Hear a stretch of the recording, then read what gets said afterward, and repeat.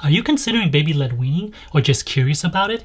In this video, I go over what it is, the benefits of baby-led weaning, as well as some tips to help you and your baby get started. I'm Kevin, a father of two, a 3-year-old boy and a 1-year-old girl. We implemented baby-led weaning with both of our children, and I'd like to share with you my experience.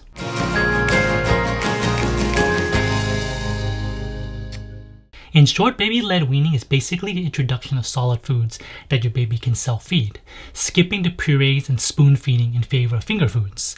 You might be thinking to yourself, why would you want this?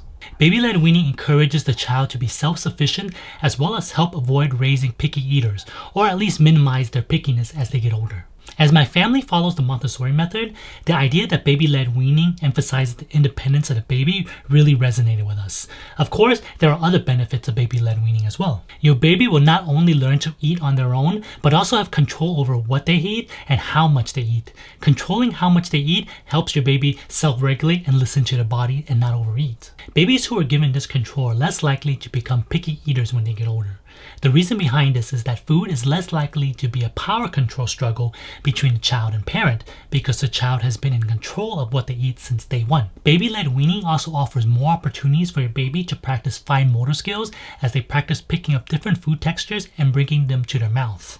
And of course, chewing and swallowing help further develop their oral motor skills. Another nice little benefit is that baby-led weaning in general is less expensive because you don't have to buy expensive baby food in those jars or pouches, nor do you need a blender to puree and prepare special meals for them. Essentially, the baby just eats what you cooked. Of course, their ingredients will want to hold off until they're a bit older, like honey, which isn't safe for babies under 1 year old to consume. When we first started baby-led weaning, we just made sure to plan our meals and pick recipes that our baby could also eat. We also tried our best to introduce as many different types of meats and vegetables as possible. I've been talking a lot about the benefits, but I do have to warn you, there is a negative of baby-led weaning. It will most likely be much messier than spoon feeding. For that reason alone, I suggest that you get an easy to clean high chair for your child. I have a video explaining how to decide on a baby-led weaning high chair, so check that out after this video. Now that you know of the benefits, let's talk about another popular question of when to start baby-led weaning. As you might have guessed, there isn't a magical month in which all babies will be ready to start. Every baby is different, but there are a couple of signs of developmental readiness to look for before you start. The biggest and most important is the ability to sit upright by themselves unassisted. This means nothing propping them up and they're using their own core muscles to hold themselves up. Another sign to look out for is that they're starting to reach out and pick up things to put in their mouths. They can't start this process if they have no interest in putting food in their mouth or the ability to pick up the food. The last sign to look for is diminishing tongue thrust reflex, which just means that they don't use their tongue to spit something out of their mouth as often. Most babies do reach these milestones around 6 to 7 months old. If your child is 7 months old but still can't sit unassisted, they are not ready for baby-led weaning. This is important as not being able to sit properly can increase the likelihood of choking or aspiration.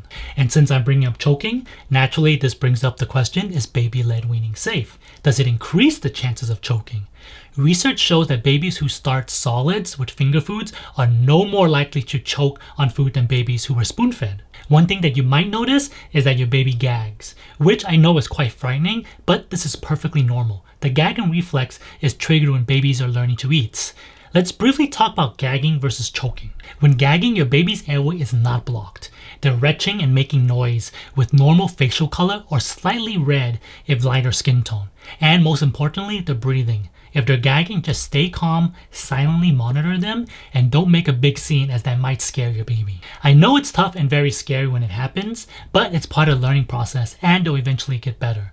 Once again, all babies are different, as I do recall my son having a bit more gagging initially when compared to my daughter. Choking is when the airway is blocked, the baby is silent, face, lips, gum, and fingernails may start to turn blue, and they're not breathing. If your baby is choking, perform first aid immediately. I highly suggest that any caretakers of the baby undertake a CPR class just to be on the safe side so they know what to do should a situation like that occurs. While generally with baby-led weaning, you don't have to do too much special preparation. However, in the beginning, when introducing, it's suggested that you start with food that is firm enough to pick up and hold, but soft enough for their gum to chew. You should also cut the food so that they're finger size, which means that it's long enough that it can have a small portion sticking out of their hand when holding the food. Some examples of food to start out with are avocado, banana, mango, ground meat, and shredded strips of meat like chicken. Strips of vegetables like potatoes and carrots are also great, but also make sure that they're cooked so that they're soft. Baby-led weaning doesn't necessarily mean we completely avoid puree textures. Foods like Greek yogurt, applesauce, and oatmeal are examples of early foods for your baby. When starting, you should avoid serving things that can be potential choking hazards, such as whole grapes or berries.